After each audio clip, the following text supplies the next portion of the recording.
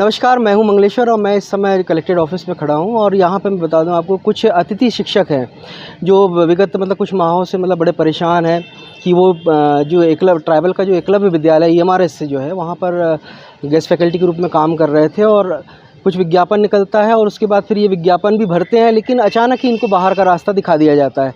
इसके बाद कई बार ये विभाग के चक्कर भी लगाते हैं, उनसे कहते भी कि भाई हमारा क्या हुआ, लेकिन वहाँ पे साफ बता दिया जाता है कि भाई मेरिट सूची बनी है, उसके आधार पे लिया जाएगा। लेकिन इनको कहीं से जानकारी लगती कि सुप्रीम कोर्ट का ऐसा कोई निर्देश है जिसमें अतिथि शिक्षकों को उसी विद्यालय में रखने का प्रावधान है। तो ये उस बात को लेकर कोर्ट भी जाते हैं, कोर्ट से कुछ इनके संबंध में कुछ आदेश ऑर्डर भी होता है, लेकिन वो ऑर्डर का थोड़ा सा कहीं जो भाषा होती है वो समझ में नहीं आ रही है कि ऑर्डर इनके पक्ष में है या सरकार के पक्ष में है। तो आज ही कुछ अतिथि शिक्षक यहाँ पे आए हुए हैं और आज इन्होंने जो सहायक आयुक्त ट्रैवल डिपार्टमेंट के उनसे बात करी है, उनको अभ्यावेदन भी दिया है। तो आज हम इनसे ही बात करते हैं कि आखिर क्या इनका अभ्यावेदन था।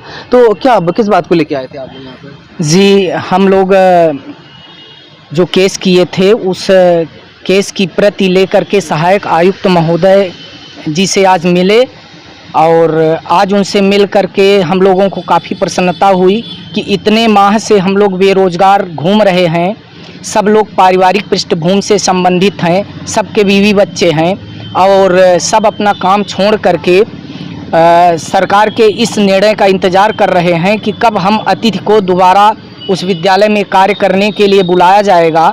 और हम लोग ये नहीं समझ पा रहे हैं कि यहाँ 8-8, 10-10 साल से लोग कार्य कर रहे हैं, अब आज ओवर एज हो गए, कहीं फॉर्म नहीं डाल सकते, तो वो अब इसके बाद जब वहाँ नहीं पढ़ा पाएंगे तो अपने परिवार का पालन पोषण कैसे करें, कहाँ जाएं अन्यत्र पढ़ाने।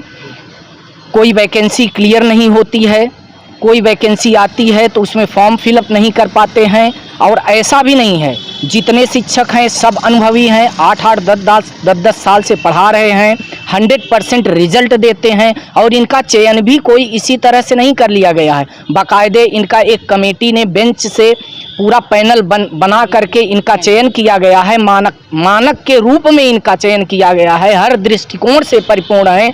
केवल हम लोगों की केवल एक ही बात है कि अब हम लोग ओवर एज हो गए हैं और अब हम कहाँ जाएं, यही हमारा प्रश्न है। और इसी प्रश्न के उत्तर के लिए आज हम लोग सहायक आयुक्त महोदय जी के पास आए और उन्होंने हम लोगों की समस्याएं आज उन्होंने भोपाल भी बात की ना? जी, आज उन्होंने भोपाल भी उच्च अधिकारियों से बात की और हम लोगों को सकारात्मक आज देखने को ये मिला कि वहाँ से कहा गया कि आपको 2-4 दिन आप इंतज़ार करिए, कोई न कोई आदेश वहाँ से आने वाला है। जब तक ऊपर से आदेश नहीं आएगा तब तक हम लोग कुछ नहीं कर पाएंगे, इसलिए आप लोग कुछ दिन इतने जैसे रुके रहे वैसे ही 4 दिन और रुके रहिए, कोई न कोई स्पष्ट आदेश आने वाला है। इतनी इसके पहले भी आप लोग आए होंगे, तो किसी से मुलाकात हुई थी आपकी? जी, हम लोग 2-2 बार अभ्यावेदन दे चुके, लेकिन आज जितना सकारात्मक आपको जो चीज़ें मिली वो उससे पहले नहीं मिली? बिल्कुल, इसके पहले हम लोग आए, केवल हम लोगों का अभ्यावेदन स्वीकार कर लिया गया, एक्सेप्ट कर लिया गया, लेकिन हम लोगों को ये कुछ नहीं बताया गया कि आपके पक्ष में क्या निर्णय होगा। हम लोग इधर उधर भटक रहे हैं, उल्का पिंड की तरह भटक रहे हैं। परिवार नहीं, उल्का पिंड मत बनिए। अब हम कुछ महिला टीचर हैं, उनसे ही बात करेंगे। मैडम, सबसे बड़ी समस्या आप लोगों के साथ आती है क्योंकि आप लोगों को घर भी चलाना पड़ता है, बच्चों को भी देखना पड़ता है। तो अब ये जैसे कोर्ट में भी गए आप लोग, तो जो ऑर्डर आया है कोर्ट का, तो क्या उसमें आया, क्या बोला गया? हाँ सर, हम लोग को ये था कि एक तो 31 मार्च को निकाल दिया गया। बीच में हम लोगों ने कई जगह से इंटरव्यू दे, प्राइवेट स्कूल तो मार्च के पहले ही बुला लेते हैं, तो एक तो हम लोग को तब निकाला गया। दूसरा, हम लोग इतने सालों से पढ़ा रहे थे तो हम लोग को ये लग रहा था कि नहीं, हम लोग को आगे बुलाया जाएगा। लेकिन ये नई जो प्रक्रिया की है आयुक्त वहाँ से भोपाल से, तो उससे कहीं ना कहीं हम लोग को रोष है।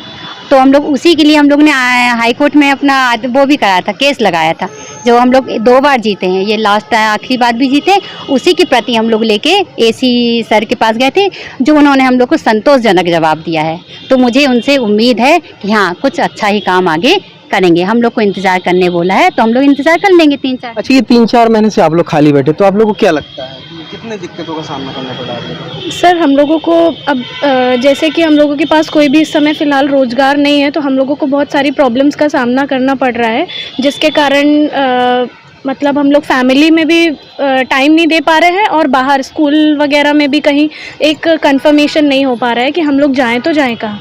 तो आज जैसे एसी साहब के पास आए तो आज कुछ लगा कि मतलब कुछ आपके पक्ष में ही होना है? हाँ, आज थोड़ा सेटिस्फेक्शन मिला। उन्होंने बोला 3-4 दिन आप वेट करें और 3-4 दिन के बाद में जो भी होगा आपको एक परफेक्ट आंसर दिया जाएगा। तो अभी जैसे कंटिन्यू एग्ज़ाम मतलब जो मेरिट लिस्ट बनी थी तो आप लोग को बाहर क्यों कर दिया गया उससे? सर क्योंकि उसमें हम लोगों का जो रैंक था वो नीचे था। हम लोगों ने क्या है कि जो हम लोगों का ग्रेजुएशन हुआ है वो 2014-15 इस टाइम पे हुआ और इस टाइम पे हम लोगों को एग्ज़ाम खुद जाके देने होते थे, लेकिन कुछ लोगों ने अभी लॉकडाउन के टाइम पे एग्ज़ाम दिए हैं तो लॉकडाउन में उन्होंने घर बैठे एग्ज़ाम दिया है। उनके परसेंट 95-92% आए हैं। कुछ लोगों ने प्राइवेट स्कूल के भी अपने एक्सपीरियंस सर्टिफिकेट लगाए हैं, तो हो सकता है प्राइवेट स्कूल के एक्सपीरियंस सर्टिफिकेट जो है वो रियल ना हो सकता है उन्होंने बनवाया गया हो बस। तो आपको ऐसा लगता है कि आपको आपके प्रति कहीं थोड़ी बहुत नाइंसाफ़ी हुई? हाँ सर, ये तो है, हम लोगों के साथ नाइंसाफ़ी हुई है और हम लोगों का रिज़ल्ट भी, बच्चों को जो हमने पढ़ाया था पिछला रिज़ल्ट भी बहुत अच्छा रहा है। तो ये जैसे कि टीचर्स बता रहे हैं कि इन्होंने मतलब इतने सालों तक पढ़ाया, रिज़ल्ट भी अच्छा था और मैं आपको बता दूं कि मध्य प्रदेश से तकरीबन मतलब 1260 ऐसे अतिथि शिक्षक हैं जो बाहर हो गए हैं और उसमें से कई लोग हैं कि मतलब कि कुछ लोगों का बाहर दूसरे विद्यालयों में हुआ भी है, लेकिन ये जो बाकी के बचे हुए हैं ये अब आस लगा के सरकार की तरफ भी देख रहे हैं कि कहीं ना कहीं उनको सरकार दोबारा बुलाएगी और फिर एक मौका देगी। तब तक ये अभी इंतज़ार कर रहे हैं। आज जैसे कि सहायक आयुक्त ने इनको आश्वासन दिया है और उन्होंने आज बात भी करी है भोपाल में, तो इनको ऐसा लग रहा है कि कुछ सकारात्मक कुछ निर्णय होने वाला है और इन्हीं के पक्ष में होने वाला है। जबलपुर से मंगलेश।